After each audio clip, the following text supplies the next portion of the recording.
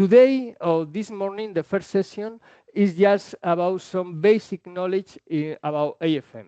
And the second section of today is more about methods devoted to get mechanical properties by the AFM. So the presentation, well, is divided in these blocks: the invention of the AFM, imaging methods, forces and spatial resolution, and how to apply this to soft matter. Well, the first thing is just a definition of soft matter. What soft matter is? Soft matter is a type of material, or many types of material, that are easily deformed either by forces or by temperature. And these materials, they can be have order phases of disorder, or have a mixed phase of order and disorder features, and encompass a lot of type of materials that we know, like polymer, gels, biomolecules, cells, tissues, biomaterials in general, even the interface of a battery. So that's a very large range of materials that belong to the category of soft materials. And the AFM techniques that I will introduce are tuned to study these materials. So let's go back 40 years ago with the invention of the AFM. So at that time, there were already two main microscopic techniques established, which were optical microscopy, that was already 3 centuries old, but it was evolving and is evolving and very powerful, and electron microscopies. There were also some other minor microscopies like file ion microscopy and scanning tunnel microscopy. So actually, Gerd Winnig, that was one of the inventors of the scanning tunnel microscope, saw an analogy between optical microscopy and electron microscopy. And the analogy was that those methods worked by sending a beam of particles or waves, the quantum mechanics description, to the sample, and then collecting either the scattered, diffracted, reflected beam, and then just comparing the incoming beam, the outgoing beam, to generate the image. So he asked conceptually this question: is this really needed in order to get a high spatial resolution microscope? And the answer that he found that it is not. Actually, we can use the analogy of a finger, in this particularly a molecular finger, to develop a very powerful and high spatial resolution atomic resolution microscope. And that was the AFM. So that was 40 years ago. And actually, well, they published this 40 years ago, not 30 years. And actually, this technique has had a huge impact in the, for instance, in the community of material sciences. Actually, they made a ranking in almost 20 years ago, and they rank the AFM really just as the second most relevant or influential discovery in material science since the Second World War, just behind the microchip fabrication. So that illustrates the impact. And actually, the inventors of the AFM, Gerd Winnig, Christopher Gerber, and Calvin Quaid, got this Kavli Prize in Nanoscience, that is a sort of a Nobel Prize for the disciplines that are not included in the Nobel category. So the question is why the AFM is so powerful. And the reason, well, of course, as a microscope, is because you can get high spatial resolution images, atomic resolution.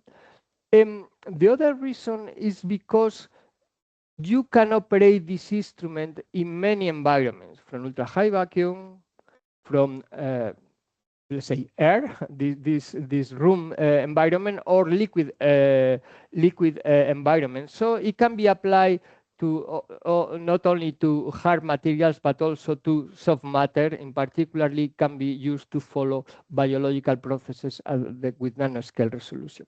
In addition to that, the AFM also is a mechanical microscope, so it has access in a very unique way to mechanical properties and has been able to develop a new type of spectroscopy called force spectroscopy that has a major breakthrough of the AFM.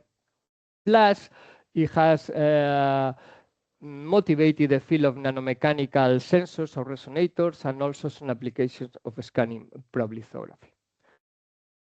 So those things explain the relevance of the AFM.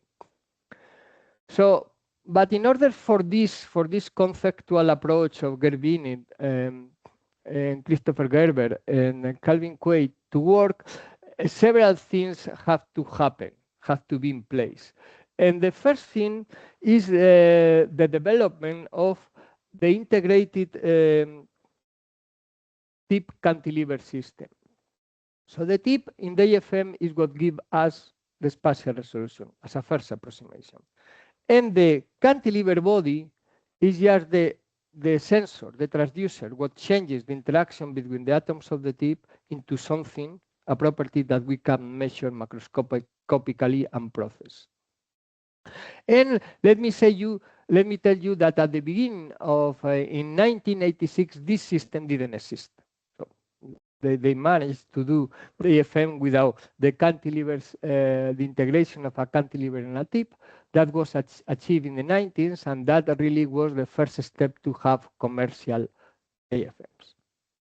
The other major feature that enable commercial AFMs, so that enable the transformation of an instrument from the scientific laboratory to be sold to companies, scientists, or so on, was the development of the optical beam deflection method. So a method to track the deflection of the cantilever. And this method is very sensitive and it's very easy to implement. So at the beginning, when the AFM was invented, then this method didn't exist. So the inventors used very complicated ways to do it. And those things really paved the existence of commercial AFM and paved the way so you are here eventually. Well, this is how they look like. They are made in micro facilities, microelectronic facilities, and usually the cantilever and the tip are integrated. No, in some cases not, but usually there, and they are made commonly on silicon nitride, silicon oxide, or diamond-like. Well, this is how they look like the tip, very sharp. Usually they are pyramidal tips or conical tips, but you have other geometries. And also, eventually, when the carbon nanotubes were very fashionable, people managed to attach a carbon nanotube to the end of the tip. But let's say those things that look conceptually very appealing in practice do not work. So what works really are these type of tips that are the ones that we use every day in the lab. And they work very well. So no regrets. So how the system works, let's to get images in the most common approach. This is the tapping mode method, also called amplitude modulation, and then you have this oscillating tip that you are moving and getting the changes of the amplitude in the sample. So I have another animation. So it looks like a hammer, and sometimes it's a hammer, others not. And then you record the image. So the question is that, sorry. Okay, so the AFM is a mechanical instrument. That was the conceptual advance. So we have optical microscopes, we have electron microscopes, now we have a mechanical microscope. And as a mechanical microscope, what measures are forces. And here I have written down all the forces, well, that you can measure in an AFM. So there is the excitation force that drives the cantilever oscillation, then the restoring force of the cantilever as an elastic beam, and then these interactions, van der Waals forces, solvation forces, if you are in liquid, adhesion forces, different types of adhesion forces, repulsive forces due to contact mechanics. And actually, the point of nanomechanical mapping is really, in addition to control the forces to get the image, to be able to extract the parameters that characterize those forces. So the power of the AFM is that really it can operate for any material because any type of material gives rise to a force, so we can measure. So doesn't matter if this insulating semiconductor or a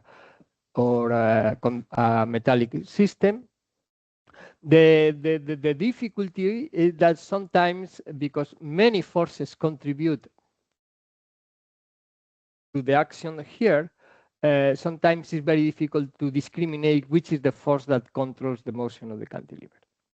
So these are some examples of the type of forces that you have. You could have a long-range tail. You have an adhesion force, a repulsive force.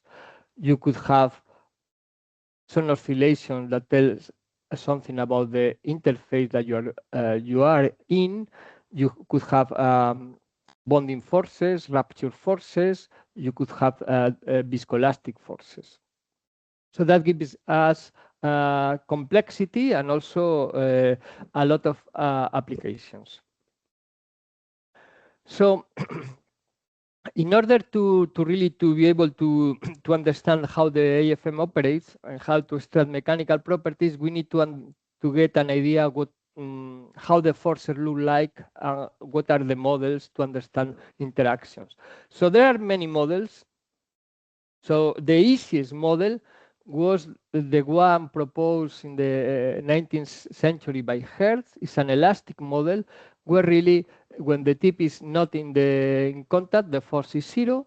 And when you are in contact, you have a repulsive force deduced for an elastic body depending on the geometry. And actually in the AFM, we need to be always aware that the forces are represented either the same force is represented as a function of the distance and also as a function of the time because the tip is moving. So you should be aware of this dual representation, force versus distance, force versus time, but it's the same force and the same thing. Now, we could complicate a little bit more the interaction model just by introducing some long-range long-range forces. In particularly, these are the van der Waals forces, which are due to dipole-dipole interactions. So any material, my two fingers here at the distance have some van der Waals interactions, any materials, because they are created by dipoles either in my finger or on the other finger that could be permanent, thermal induced, randomly created, so they are always there. So any interaction has van der Waals forces. That eventually the van der Waals forces give rise to an adhesion when the tip and the sample are very close. This is another model. And then also, you are working with polymers, with cells, you usually have some viscoelastic properties, and the viscoelasticity is easily recognized by the fact that when you approach the tip toward the sample, you have a pathway for the force, and when you withdraw the tip from the sample, you get a different pathway. And when you integrate the force versus distance, you get the energy that has been dissipated. So this is the other models of the forces. But going back to the operation of the AFM, actually there are two main ways of operating the AFM. So one way is the initial method that was invented by Binik, Waite and Gerber, which is called contact AFM or quasi-static AFM, where you scan the tip, our molecular finger, always in contact with the sample. You control the deflection of the cantilever and the force. And this method is very easy to implement, but has a main drawback. So that's why it's not used nowadays. And the main drawback is that it's very hard to control the force that you apply. And as a consequence, in many experiments, in particularly dealing with soft matter, you end up breaking, deforming your material. So because of that, people develop dynamic molds where the cantilever tip system is oscillating. And these molds enable to control better the force, to apply smaller forces, but in addition to that, is that the dynamic molds are, well, first are more complex conceptually and theoretically, but have the advantage that have more parameters to explore the mechanical properties or the properties of your sample, not only mechanical, electrical, magnetic. So that's why these models have become so fashionable. So contact AFM has a single observable, the deflection of the cantilever, has a drawback, it's hard to control the force, it's slow, that's another limitation, but it's easy to be implemented. Dynamic modes offer many parameters, frequencies, amplitudes, phase shift, to explore the mechanical properties or the properties of your material, are more complex, have different feedback controls.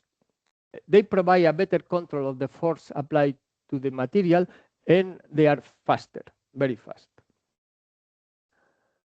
And actually, from the dynamic models, the one that is most used in dealing with soft matter is one that is called tapping mode AFM and tap or amplitude modulation AFM. They are the same, are different names to the same mode. One has more the commercial name, tapping mode, and the other is more the scientific name, amplitude modulation.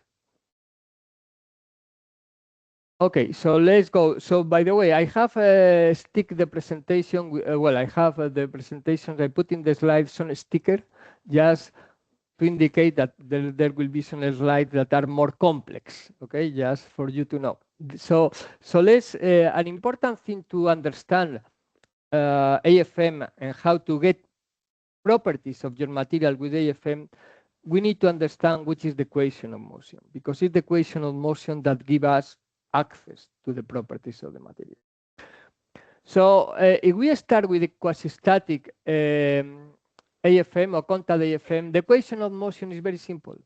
It's just this hook law, where the tip sample interaction is proportional to the deflection of the cantilever times a parameter of the cantilever that is the force constant. Very easy. So that's, you know, you go to high school, you already got it. But of course, that gives limited access to mechanical properties, other properties. The second level of complexity is just by applying Newton's law and getting a point mass model where we change our system as a system that has all the mass concentrated in a point. And then we apply Newton's equation, where is mass times the acceleration is equal to the deflection of the cantilever, to this term, which is the hydrodynamic damping, the equivalent of the hydrodynamic damping, because the cantilever is moving in a system, in an environment, air, liquid, plus the tip sample interaction, plus the force that I apply to drive the cantilever. So remember, the equations could be complex.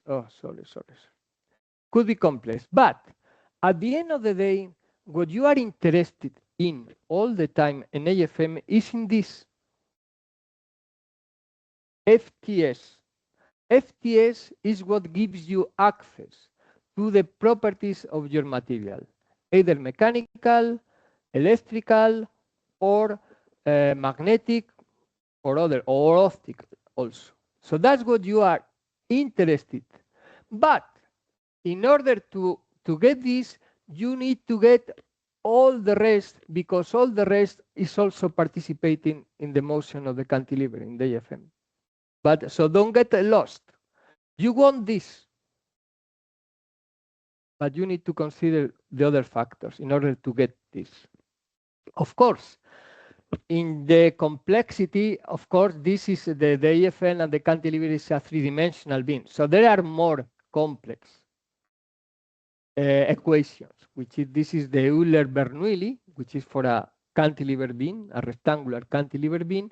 And actually here, it looks complex, it is. But I mean, if you want to see, we can understand everything.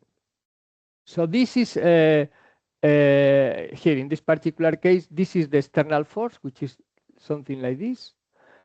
This is the damping of the cantilever in the medium, which could be the equivalent to this. This is the acceleration, which would be like this. And this would be this term here, which is the elastic deformation of the beam plus the viscoelastic properties of the beam. The beams are not perfect. So inside of a cantilever beam, there are defects, structural defects, and that creates some viscosity, plasticity, dissipation. So, but those are the equivalents. So what I didn't put here is FTS. So actually here it should have appeared FTFs, okay? So, but what is the, things can become complex, but what is the important thing? Well, something to remember, that actually the point mass model that transforms this three-dimensional object with the cantilever and the tip can be very well described in AFM by a point.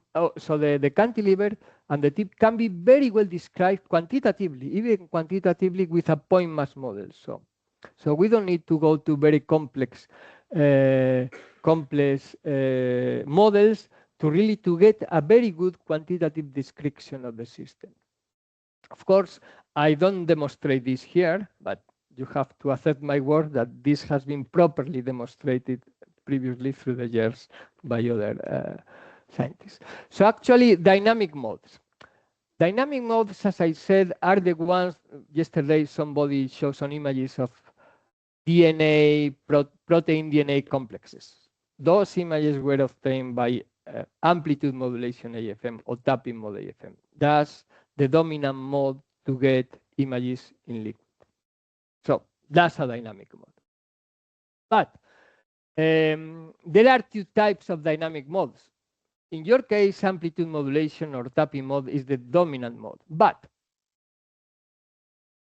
for people working in ultra-high vacuum, the dominant mode is called frequency modulation. Which is the difference between the tapping mode, which is identical to amplitude modulation, and frequency modulation? The difference is that in tapping mode, the feedback parameter is the amplitude of the oscillation of the tip.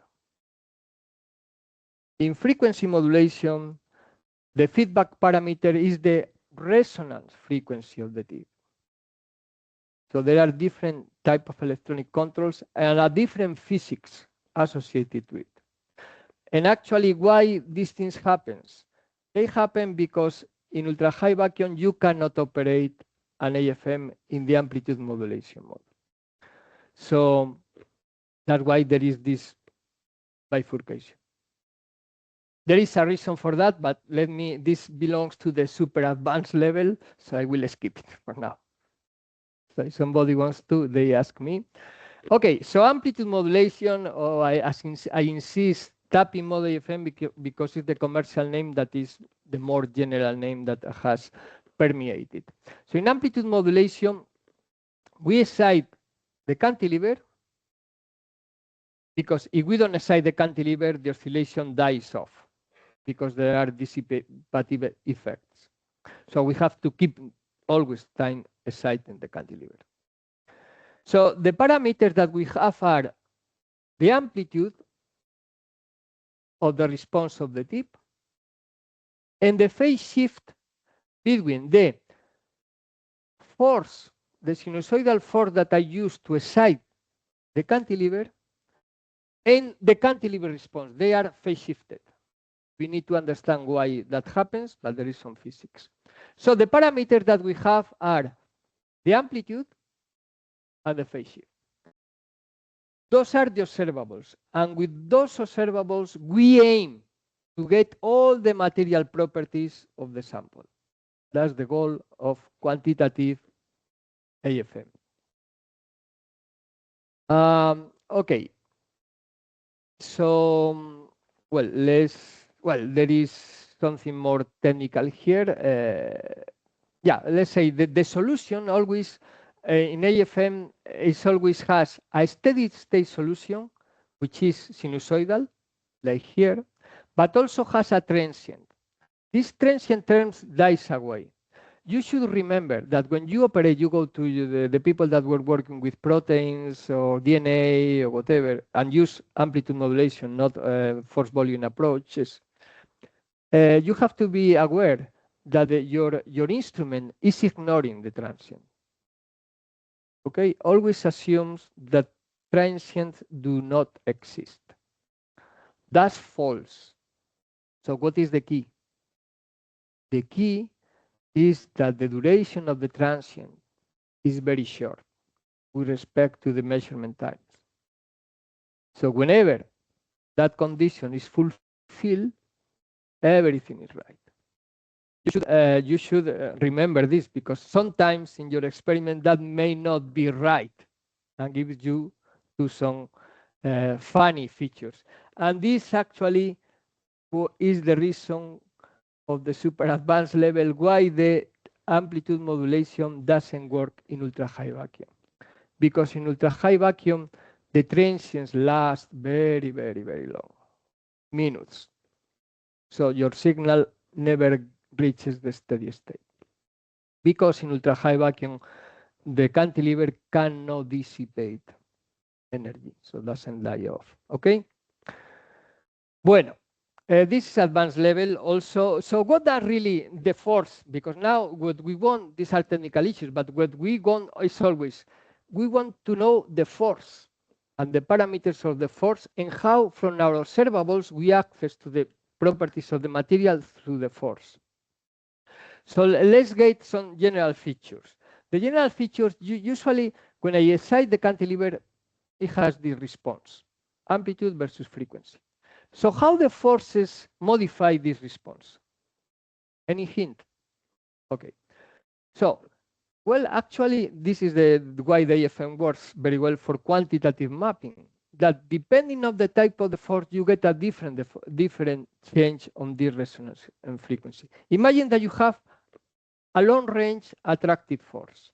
So what will do this long-range attractive force to this resonance? It will do, well, sorry. Imagine that we have a repulsive force. What would do this repulsive force, elastic repulsive force in the resonance? This. It shifts the resonance to higher frequencies. It makes the thing stiffer. What would do an attractive force? The opposite. It shifts the resonance to lower frequencies.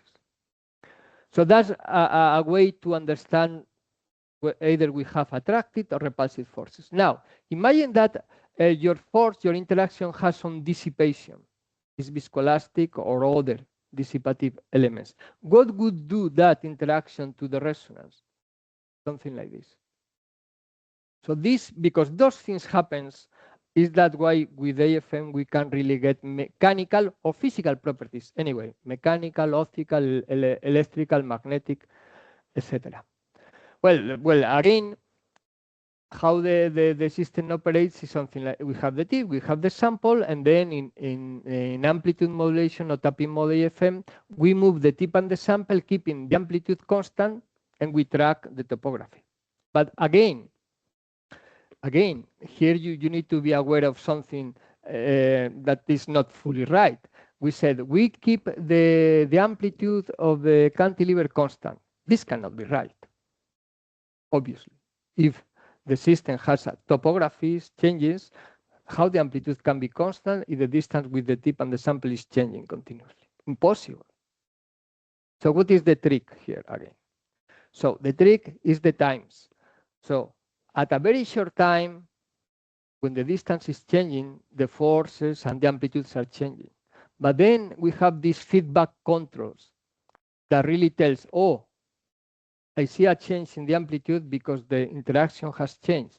So I need to really to push my tip either toward the sample or to move away the sample in order to keep the amplitude constant. So there are always two times: the instantaneous time where everything changes, and the feedback time where I keep the control on the cantilever. Well, methods of driving the cantilever. Well, the method, they are very important, by the way. So usually the cantilever is drive mechanically with a piezo actuator. And why is that? Because it's very easy to implement. And works fine in air. Fine, perfect. What is the issue? The issue is that, well, you have also driving the cantilever by putting a magnetic film, so on, but this is not good because it's very complicated to make these magnetic cantilevers, okay? So you want something simple and cheap. And so the mechanical actuation is the cheapest one. And works very well in air. Perfect. What is the issue? The issue that when we are in water, the driving, the mechanical actuation that is here also drives the motion of the fluid, not only the cantilever, also the motion of the fluid. Because the volumes in the AFM in your fluid system is 20 microliters, 30 microliters. It's just very small. This driving of the piezo of the fluid creates these spurious, the green resonances. So then makes very complicated to find the proper resonance of the cantilever, the one that matters for the tip sample interaction. So that's why other methods of exciting the cantilever were invented, which is just by photothermal excitation, by applying a laser beam that hits instantaneously cantilever, deforms, you modulate the beam, and it hits, cools down, hits, cools down, and in this process oscillates. And this is the best for liquid experiments. And actually, well, there are some ways also to minimize these things with mechanical actuation. But, well, this is super advanced.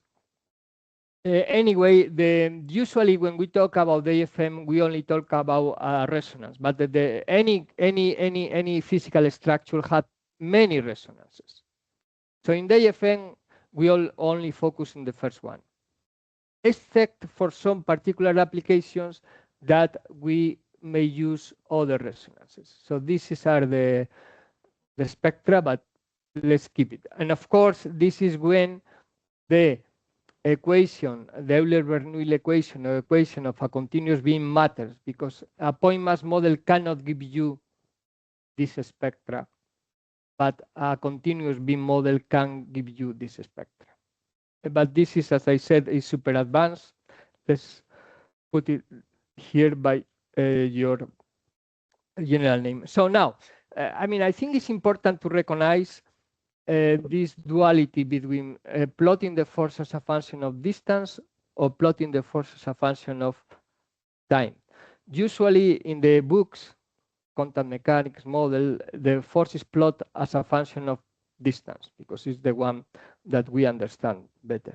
But in the AFM, because things are moving, no matter if it's in amplitude modulation or a force volume approach, usually it's more straightforward to plot things as a function of time because we see the approach.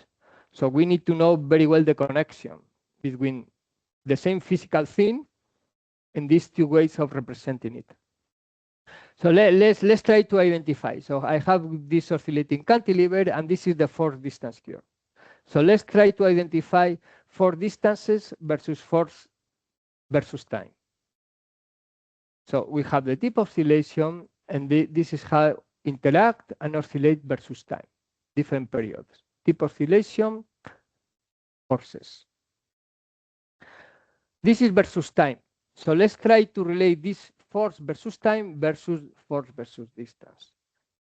So, okay, I overimpose, and then let's choose a point in the force distance. No, in the force versus time, sorry. here point. So where this point belongs to? We are far from the sample, so we belong to here. So now, this response in time, this minimum, where this point belongs to the for distance, it belongs to here. Okay? And so on and so forth. Good. Resolution.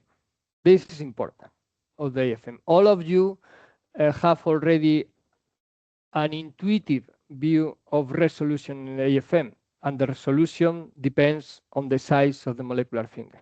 That's good. That's the first approach. But as you expect, it's not the only factor that contributes to the resolution in your experiment. So I have listed here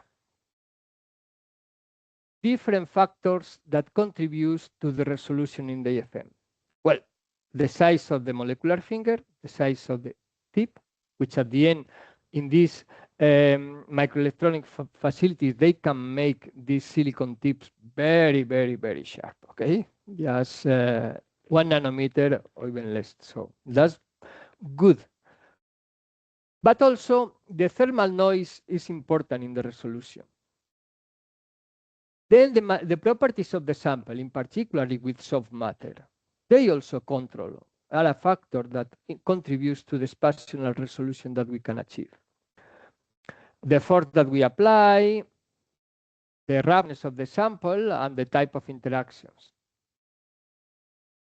But what I want to focus is really in these 3 factors: the size of the tip, the mechanical properties, and the forces as the dominant factors, plus the thermal noise. Let's see how they work out. So, well, the first thing that we need to understand that in AFM there are 2 types of resolution, which are, any hint? Yes, the lateral and the vertical. And as I said, what is the ultimate resolution limit? This is the instrument that you cannot work with because you don't have it, okay? But initially you thought, okay, now I want to develop this instrument to detect the vibration of a single atom, these things. Then thermal noise. How contributes? So the vertical resolution really can be expressed. This is the vertical resolution, delta H, as this is defined as this quantity. The noise in the amplitude or in the deflection, doesn't matter. You have deflection amplitude plus the slope of how the amplitude changes with the distance, because it's not the same that it changes this way or this way. Okay? And that depends on the material. So actually the noise then in the AFM has 2 contributions: the thermal noise of the cantilever plus the noise in the detector, all the electronics of the photodetectors, but they are independent, so we can compute in this way. And the noise of the cantilever can be also derived theoretically and expressed in terms of the temperature, the quality factor, the bandwidth. You are measuring the noise, the resonance frequency, and the force constant. So everything could be, you go to the tomorrow or today, you will go to the lab and we calculate it like that. So we get everything. So that's easy to get. However, with soft matters or the other factor for the thermal noise in the vertical direction is how the amplitude changes when you are interacting. And this slope depends on the material. For rigid material, this is like this. And for some material like this or in other angles. So that's why it's easier to get, you get a better signal to noise response measuring a hard material than a soft material. So that's why we have many difficulties dealing with soft matter. Okay, so that's about the vertical resolution. Now, the lateral resolution. Well, the lateral resolution, we can define it as the diameter of the projected area of contact. When we get interaction with the sample, we have a range of interaction, a contact area that is this, and that is will define our lateral resolution. And this can be computed, calculated. So we have, so the lateral resolution is twice the radius of contact or the diameter of the contact. And then, sorry, this is for, was calculated for a paraboloid. You get this expression. And let's see what is in here. The radius of the paraboloid, it depends on the size of the molecular finger, as we said intuitively. And then appear these two quantities that we will see tomorrow. The modulus of the material. So it depends on mechanical property for the material. So the resolution depends on the material we are studying. But also depends on this factor here that is the Poisson ratio, that also is a material property. And then it depends on the force that I am applying. So you get everything. The lateral resolution depends on the size of the molecular finger, on the force that you apply, and the properties of your material. We will illustrate this better. And of course, if you have a different geometry, you have different relationships. Because in the AFM, everything depends on the geometry of the tip. It cannot be ignored. When you do force spectroscopy, force spectroscopy in these force volume approaches, you need to consider the size of the indenter, the type. Well, that's a previous definition of lateral resolution, but so this is obtained considering that your molecular finger is smaller than any feature of your sample. But this couldn't be the case. If you have a sample with features that are sharper than your tip, then the lateral resolution is given differently, okay? Assuming that these features are undeformed. So you should be aware of that. Well, I have illustrated here. I teach a course, so I also illustrate some examples. Well, and this is an advanced level. Well, just to illustrate the point that really the lateral resolution depends on the mechanical properties, and by applying the same force, is much more easier to get atomic resolution on silicon than atomic resolution on a protein. Actually, we don't get atomic resolution on a protein, okay? Just because the properties of the material depend. So in order to get a very high spatial resolution AFM, it's more complicated to build it for liquids, for biological applications, than for ultra-high vacuum. That's the other point. So actually, I have plotted here how the resolution correlates with the mechanical properties of your materials. Rigid materials, Armstrong resolution. Cells, 20 nanometers resolution. Mammalian cells. There are other cells called bacteria. Bacteria is a cell, but it's not. It's a very stiff cell. Okay, it's not a mammalian cell like the one that we have, which are very, very soft. Bueno. But of course, this could be explained by contact mechanical models. I will skip it. Let me just show this animation. Well, yeah, this is just an illustration. Even with a biological system, this is an isolated antibody. This is a two-dimensional crystalline membrane protein. Actually, this is a very high spatial resolution with AFM, super high. This is a very high spatial resolution with AFM, super high. In one, we get sub-Armstrong resolution. In the other, we don't get.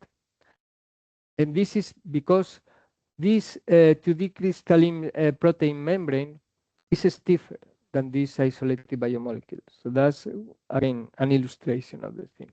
And of course, molecular dynamic simulations explains you that very well. Depending on the force that you apply, you get more deformation. Here, little force, little deformation. Vale. Okay, so we are, and this is, yeah, this is the contact mechanical models that allows you to obtain the analytical expression that I gave it to you. Last topic in 3 minutes, because we will give a rest of 5 to 10 minutes rest. AFM phase imaging. I don't know if this is a very powerful way that AFM has to get compositional contrast. Have anybody of you heard this concept before, or this mode before? Yeah. Actually, I have to say that when the AFM was invented in the 90s, that was when the AFM was being developed and still not, the scientific community was reluctant to affect the established scientific community there, were reluctant to affect the AFM there because it was conceptually complicated somehow. So the breakthrough was done by AFM phase imaging. Just what made the breakthrough in the polymer science community to affect, oh, this is a technique that gives us something that we don't have it. So, and that's the reason is just that you can see here in a membrane protein, you can see the proteins and the lipids and separated by this phase imaging. What is the phase shift? So the phase shift is just to plot in each position of the sample the difference in the phase shift between the force that drives the cantilever oscillation and the response. They are phase shifted and I plot it. And actually, yeah, this is the scheme. Let me show, well, actually, these are some examples. For example, this is an example of the topography of wood pulp fiber. All you can see in the topography, because this sample changes over micrometer scales, these changes conceal all the features. However, you plot the phase shift, immediately you see the structure of the system. This also with a bacteria. Again, this is with a dye block copolymer. You see, in the topography, you don't see the spheroids. But in the phase image that you get simultaneously with the topography, you see the spheroids. But not only the spheroids, but also that they are in a different physical state. One are crystalline and the other amorphous. And then you get super high atomic resolution. So this type of images obtained by AFM phase imaging really what opened the way to affect the technique initially for the polymer science community, now more for the mechanobiology community, but initially was like that. So, okay, so let's see, sorry. Yes, okay, so again, I remind you, what really we plot is this phase shift as a function of the coordinate. So the question is, what is the reason that the AFM can really measure in the phase shift these properties so well? Well, actually, this was very controversial when it was developed.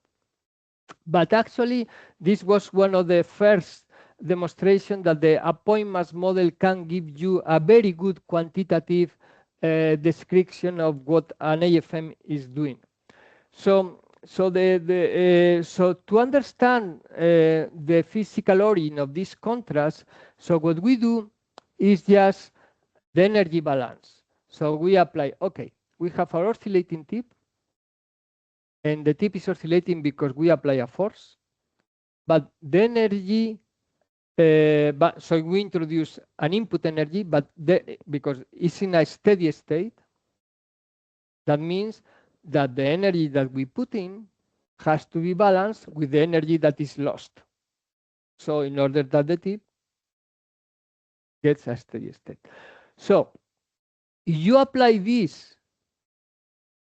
you put all the energy that is put in by the driving force and dissipated by the hydrodynamic damping the interaction with the fluid, liquid or air, plus the dissipative interaction with the sample, and you apply the point mass model, then you get these equations, analytical equations, where you get that the phase shift spatially depends on the amplitudes which are fixed in your experiment, because that's what the feedback controls, the amplitude.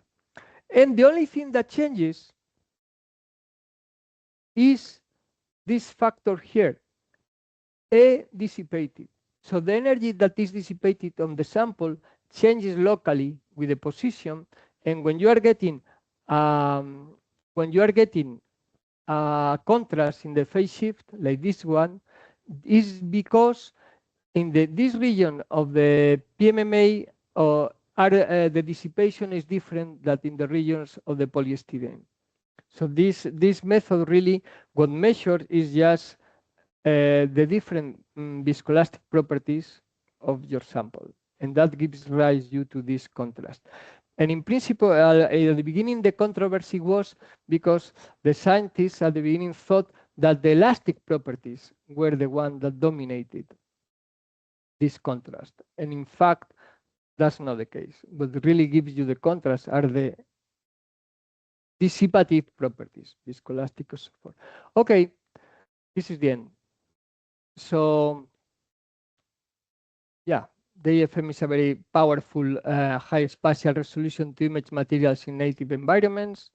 The forces can be described of different types, elastic, viscoelastic, short versus long range, attractive versus repulsive, and that the spatial resolution depends on the size of the tip and on the sample properties and the applied force. And these things about the... Okay, so this is the outline of the... So first, we will... I mean, there are many methods based on AFM to get mechanical properties. They need to be classified. Importantly, I will introduce the theory, the general theory of nanomechanical AFM, and then I will describe how this general theory is applied to the different methods, force volume methods, or parametric methods like bimodal AFM. Well, you have, as before, I mean, I have been working in this field for several years. This is already established knowledge, so you can really see some references there to get all the information comes from these references or something earlier. Well, again, these are some of the features that the AFM gives you. Atomic resolution in liquids, in soft matter, or nanoscale resolution in soft matter, scanning probe lithography, force spectroscopy. So what is nanomechanical mapping? Nanomechanical mapping is really to plot, to resolve spatially as a function of the x-y coordinates the mechanical properties of your material. So not only to get a topography, but also to get spatially resolved maps of mechanical properties. And actually it's a combination. One can see as a combination of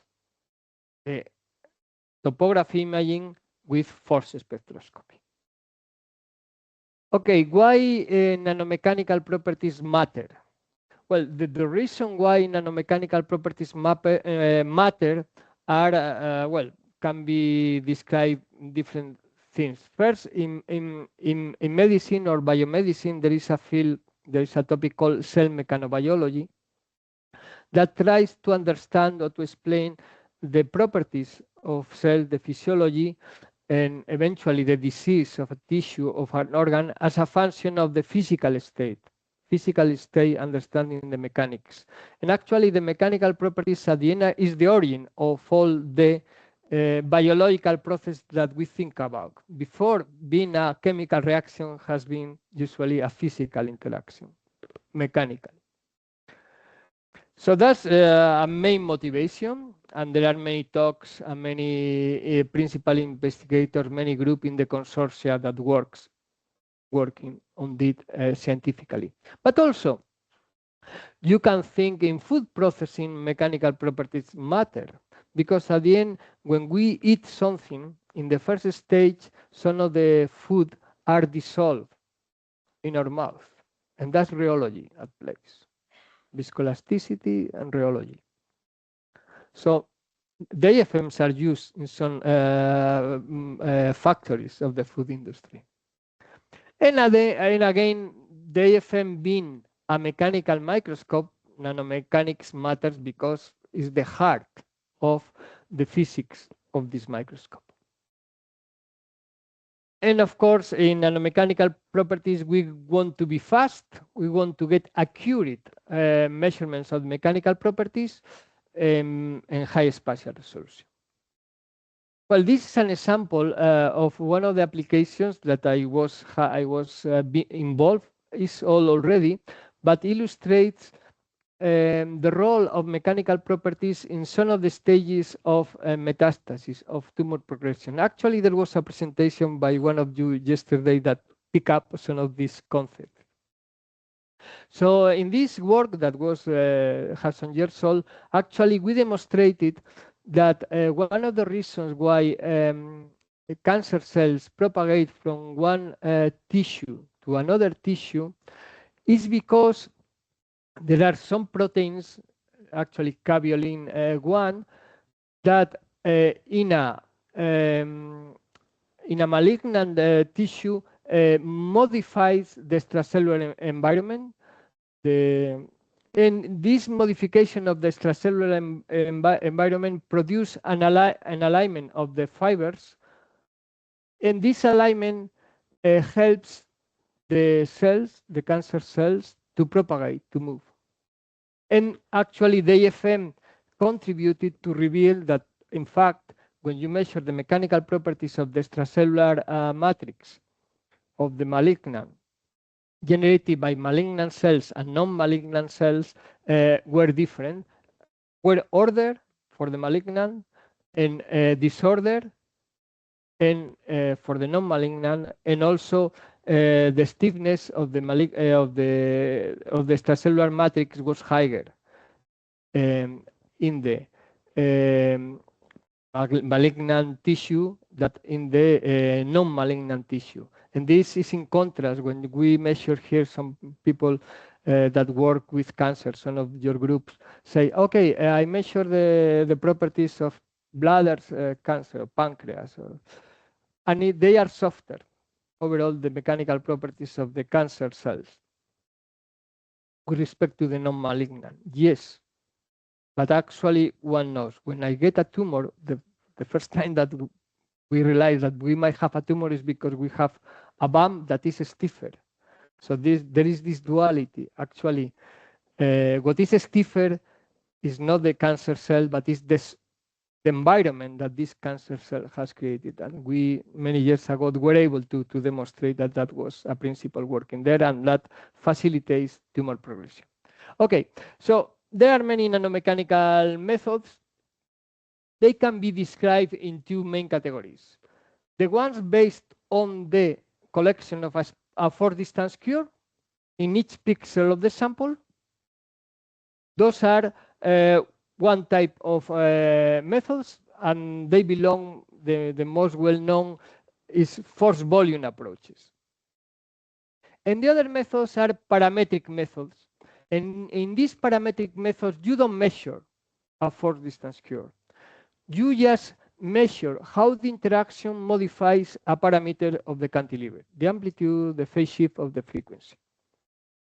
And then, but again, you are able to extract mechanical properties. So this is the main classification. And then you can really also describe methods because are done by tuning the cantilever on resonance or of resonance, which are usually the force volume or for distance methods are of resonance. And we will see what is better, what is worse when one wins with respect to the other. Now, we need to, in order really to extract a mechanical property from an AFM experiment, doesn't matter if it's in quasi-contact or in a dynamic mode, doesn't matter, the theory is general. We have to follow 3 steps. In AFM, we need to know which is the equation of motion that applies our experiment. It could be the Hooke's law, the easiest one, but it could be a different one. So first, we start with the equation of motion, because that enables us to determine the force, the first observable, the force. Then, in order to get physical properties, here I focus on mechanical, but could be electronic, could be magnetic. We need to be able to have a model that expresses the force that we measure with AFM in terms of a model. In mechanical, a contact mechanical model. Sorry. And then we need to do a third step, which is to get the observables of the AFM in terms of the mechanical parameters of this contact mechanical model. So when we reach all these steps, we generate a mechanical property map, or any physical property map if we use the proper interaction. So, but those steps are followed by any method that in AFM has been developed to get mechanical mapping. So again, which are the parameters that we can plot? Here we get interaction. If we are using a long-range interaction, the Hamaker constant. If we are using contact interactions, the modulus, elastic, viscoelastic. If we are measuring adhesion forces, the surface energy or the adhesion force if we measure, okay? Those are the interactions. Now, the parameters. Which are the parameters that are measured in nanomechanical maps? We have many. The Young modulus for elastic materials, the shear modulus, which is related to the Young modulus by this quantity is easy to get. The compress modulus, if we are working with a viscoelastic materials, and then we can divide it in storage and loss. Other quantities like the loss tangent, viscosity coefficient, realization coefficients. I mean, you have a range. What you need to understand is one thing. There are real or true mechanical parameters, and there are pseudo mechanical parameters. Which is a true mechanical parameter? A true mechanical parameter is a parameter that is intrinsic to your system, that has nothing to do with your experiment, okay? The modulus, the viscosity coefficient, the realization time, so on and these types. A pseudo mechanical parameter. Which is a pseudo mechanical parameter? It's a parameter that depends of your instrument. For example, the adhesion force. Why the adhesion force is a pseudo mechanical parameter? Because it depends on the contact area. So it reflects two properties. The property of the interaction, which is the adhesion force, and the size of the interaction. And that's one, there are many, the stiffness. The stiffness, when one measures the stiffness, also is a pseudo parameter, because it could depend also on the geometry of your interaction. So please be aware of these things. Ideally, we aim to get true mechanical parameters, ideally, but sometimes there are limitations, and we just are happy with getting pseudo mechanical parameters, but be aware of this distinction. Well, now we need to know something about contact mechanics. And in contact mechanics, the definition actually really what we aim to get is the relationship between the strain, the deformation, and the stress, the forces. Of course, this can be very complicated, okay? It's a tensorial quantity, even more complicated than the one I put here, but anyway. So at the end, we have to do some assumptions, and we can divide elastic materials, viscoelastic materials, and other finite thickness materials. And what is important, that all the things that I will describe are for a six-symmetric object, okay? A tip that has an axis of symmetry. So if you rotate it, you get the same things. So all these analytical expressions were derived for that. Well, the first distinction, what is elastic material versus a viscoelastic material? Elastic material is a material that when you apply a stress in blue, the material deforms instantaneously. There are not elastic materials in reality, but many of them follow this law. And then there is a proportionality between strains and strain and stress, which is linear. What is a viscoelastic material? A viscoelastic material is a material that when we apply an instantaneous stress, the response of the material is delayed, doesn't respond immediately. So the molecules readjust, have sensed something, and start to move and to respond. This delay, that is instantaneous stress, delay deformation, gives rise to a dependence of the stress with respect to the velocity or the rate of the deformation. While elastic, the response was proportional to the deformation.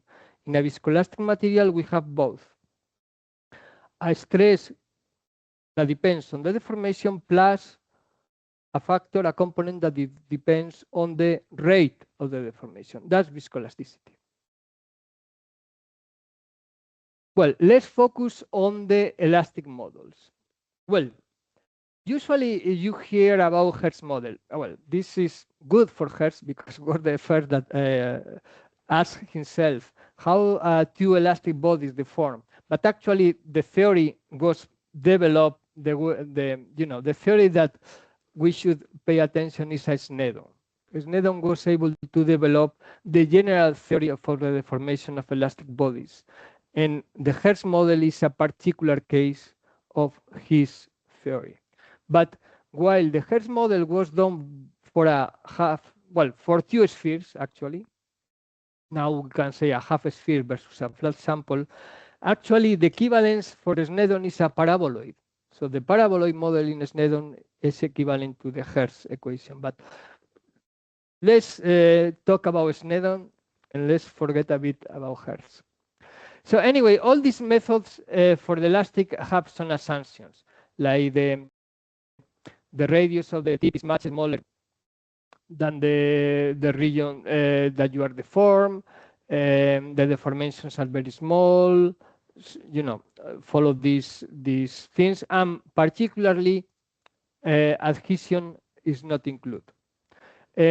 We can put models with adhesion forces, but usually the adhesion force complicates the analytical solution. So I have not included here then. So then we have the force as a function of the indentation.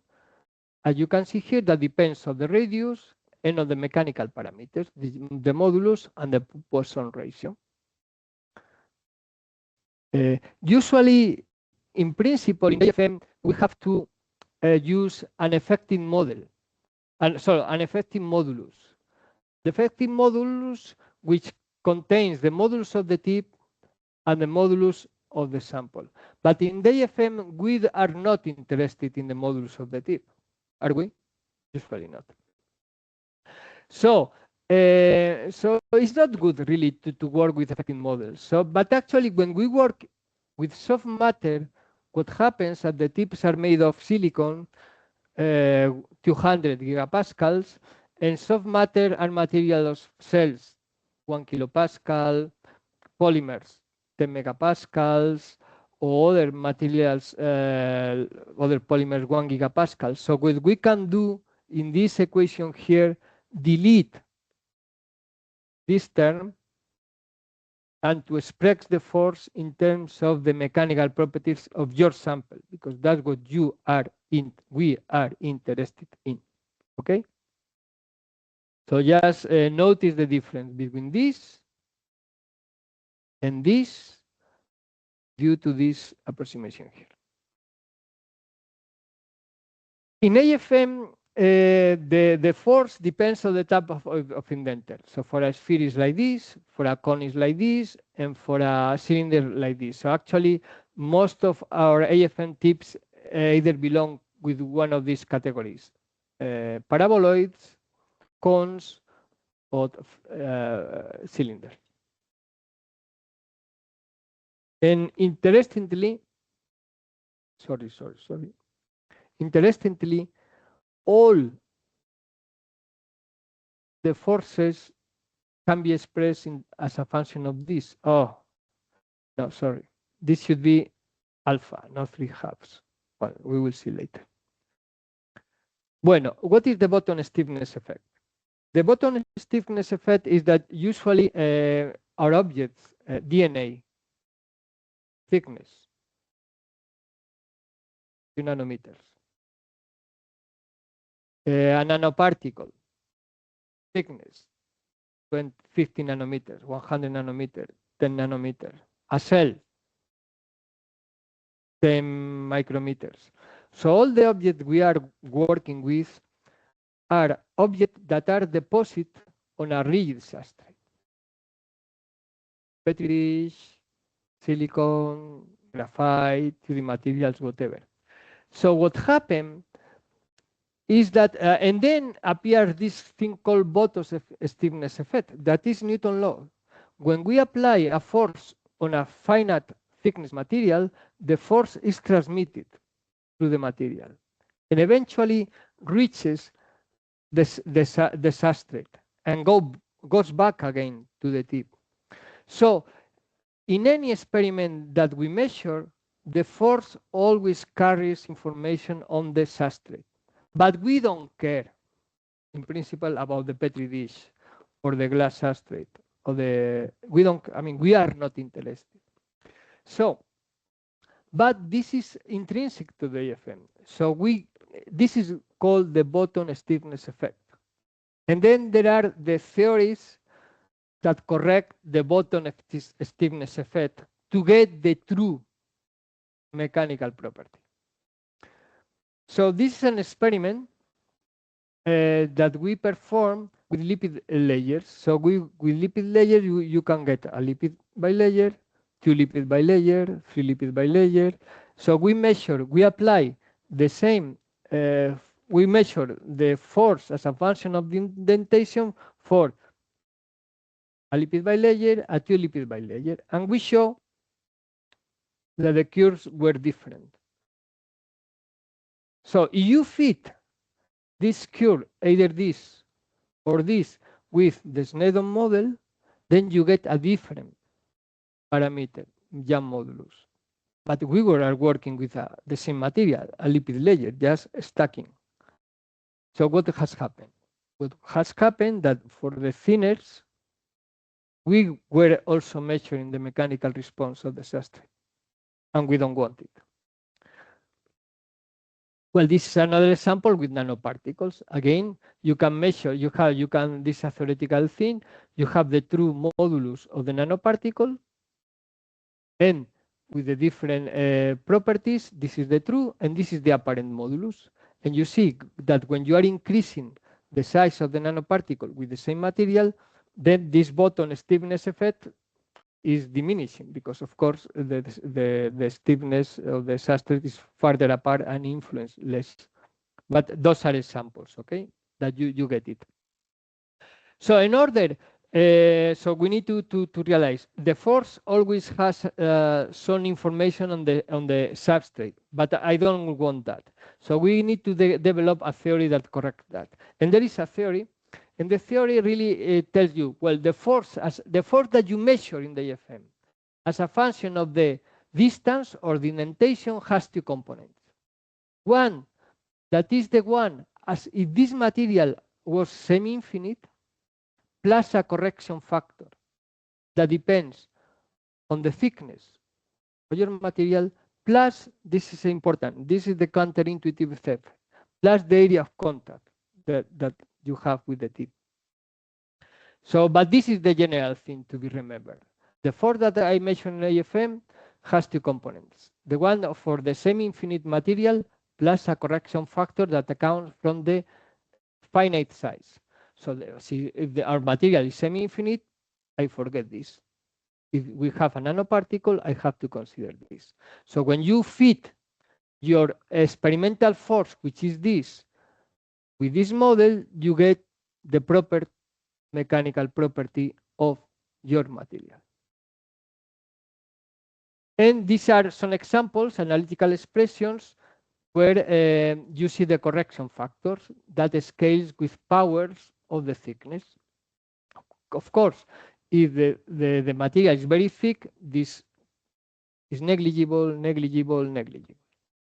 For other models, you get, well, for other tip, you get the same thing. So they are analytical expressions. So, you get the semi-infinite, which is the one, multiplied by this factor, plus the corrections. So it's easy. It's just, you need to instead of fitting the force distance curve to this model, you have to fit to this other model, and then you get the proper parameter. What is a counterintuitive property of this button stiffness effect? That actually, when you are doing a measurement, if your tip is very large, the influence of the substrate is larger than if your tip is very sharp. This was very counterintuitive, because at the beginning people tried to use these colloidal big probes, thinking that these colloidal probes could get better information. But, well, in some sense could get better information because they average many things, but in other sense, in this button stiffness effect, we're amplifying. Why is that? Because simply I am collecting the response of the substrate over a larger region. So I get more information. So this is something that was demonstrated theoretically, simulations, so on and so forth. So this is a counterintuitive result. Bueno, this is a summary of everything we have for the theory of nanomechanical mapping. We have to consider the equations of motion. Then we have to have some models of interactions. And then we have to relate our observables to that come from here to the models. And actually, what I wanted to say before, that all the elastic forces for an asymmetric tip can be expressed in a very compact way. The force versus the distance or indentation is proportional to the modulus plus the indentation to the power of a coefficient beta, and also with a geometric factor alpha. And these factors, alpha and beta, depends on the type of your tip, cylinder, cone, half sphere.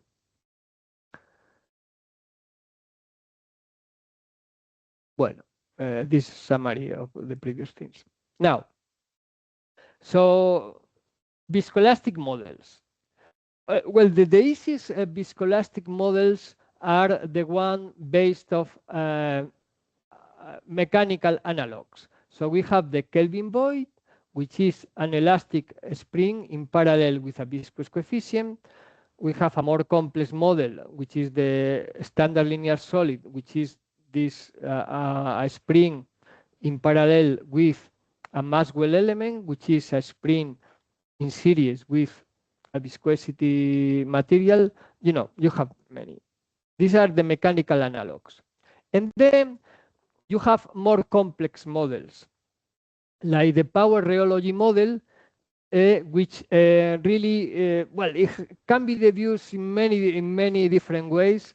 Can be thought as a fractional derivative, while the standard models is the derivative of the formation versus time. A power law rheology could be a fractional derivative expressed, but also is, well, tomorrow we will see more in detail, of this model, because this is the model Actually, when we work with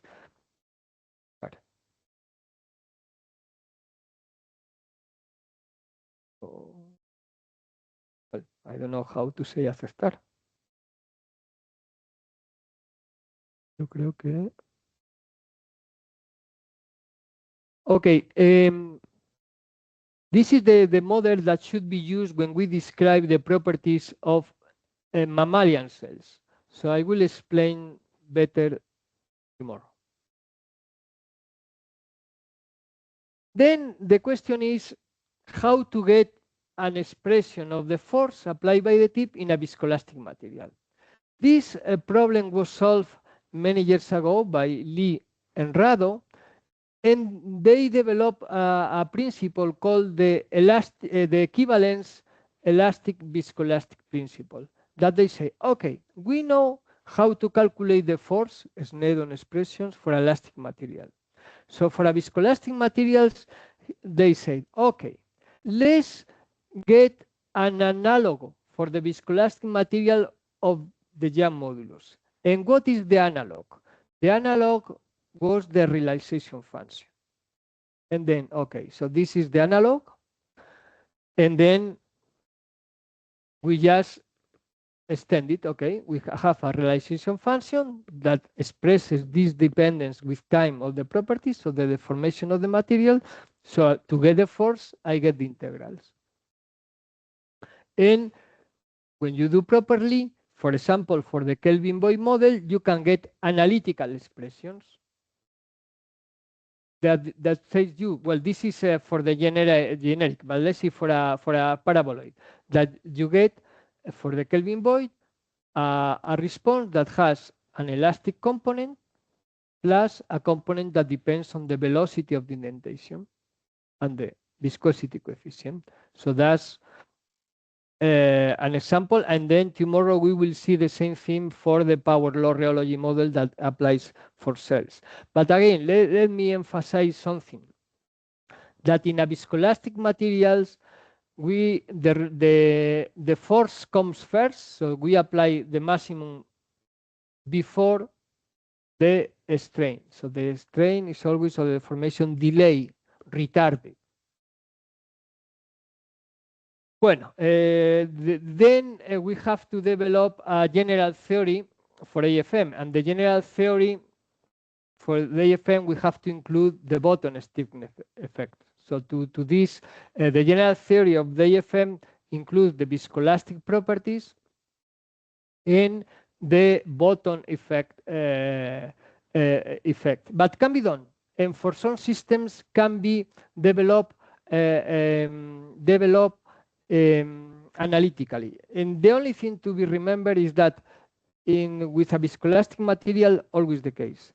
The force that when we go in is always different from the force that we go out. Just remember this.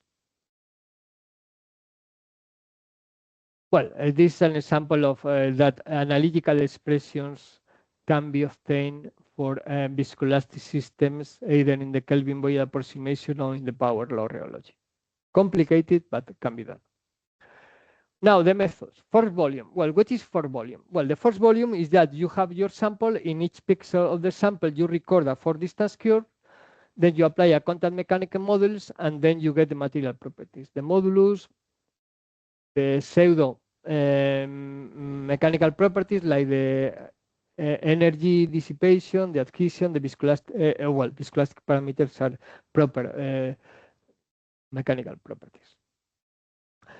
And then remember that force volume, depending on your commercial instrument, have a different name, but all of them are the same principle, basically. So don't get confused by peak force QNM, QI. Well, they can change the either triangular or sinusoidal, but fast force mapping, pinpoint nanomechanical mode, those are brand names of the same physical, basically same physical process. So don't get confused. Well, in the force volume methods, usually we apply this equation of motion. It's not always right, but that's what is usually there. So these force volume methods are very good. They are accurate, imaging mapping can be done, are very accurate, but they are slow. That's the limitation, because first they do the imaging, then the mapping. Sometimes the mechanical properties are processed after the measurement was done. So they have some limitations in terms of the throughput. And if you are looking for distant cell, for living cells, you can do a force volume method using a triangular waveform that has constant velocity. Is very intuitive to us, but has many frequencies, so that's complicated. Then you could have a sinusoidal, which is has a velocity that changes with the time, but in terms of the frequency spectrum, is one single frequency. Then you could have different ways. So methods.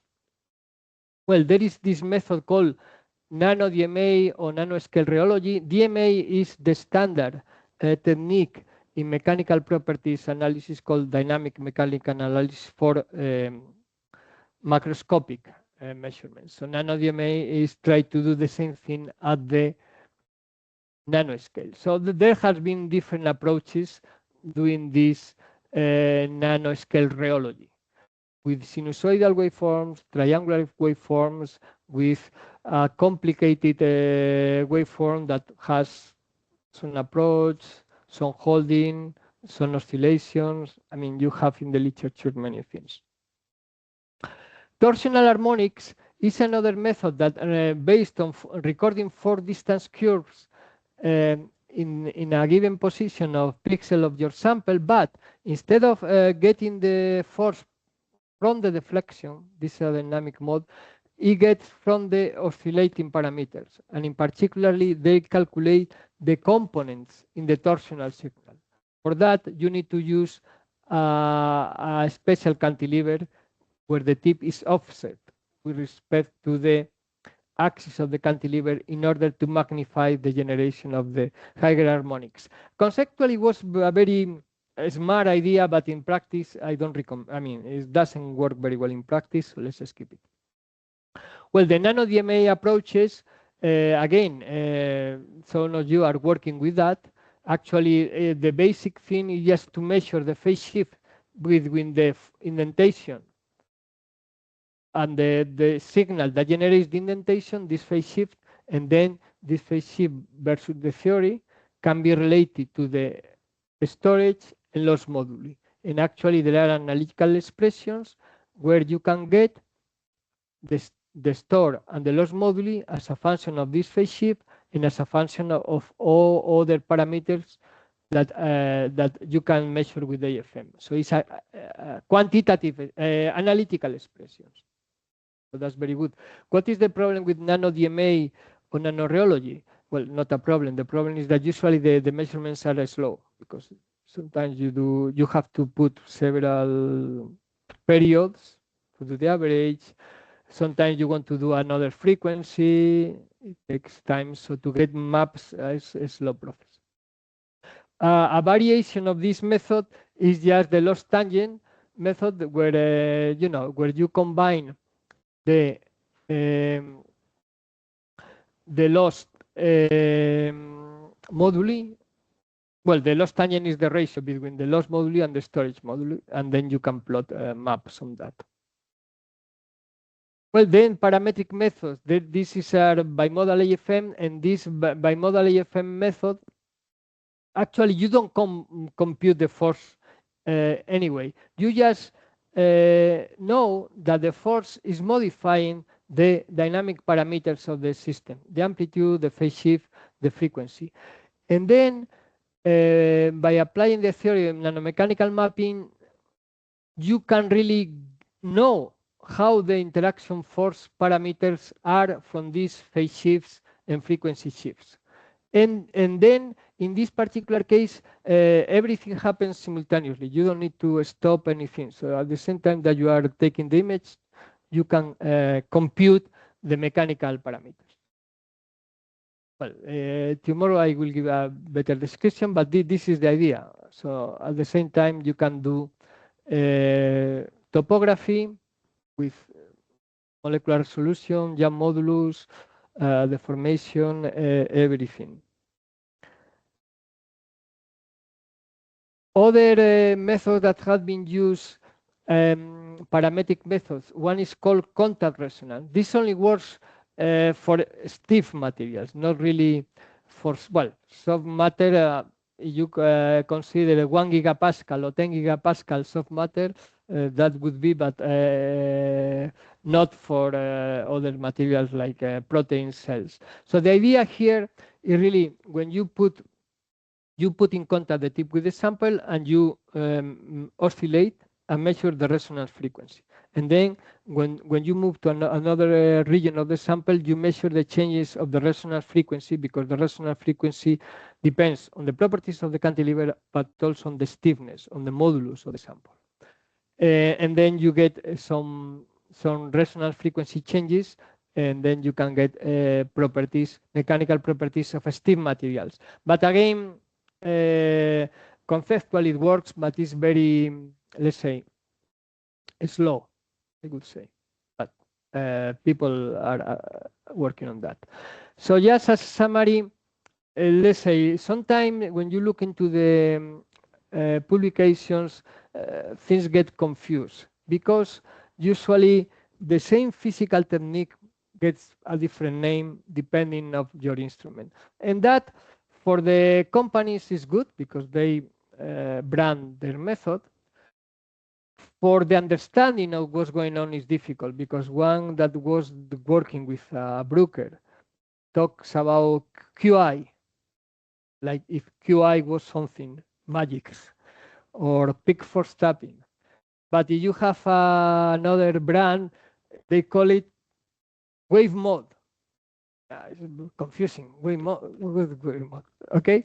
But at the end, so if we go back to the physics, at the end, a single fixes could explain wave mode, could explain peak force tapping QNM. Okay? So that's why we need to really to go beyond the brand names to really what is the physics behind, and then we can compare the results from one brand to the other brand easily. So I put here a list of the different names and what they mean and how you can compare. The same thing happens with bimodal AFM.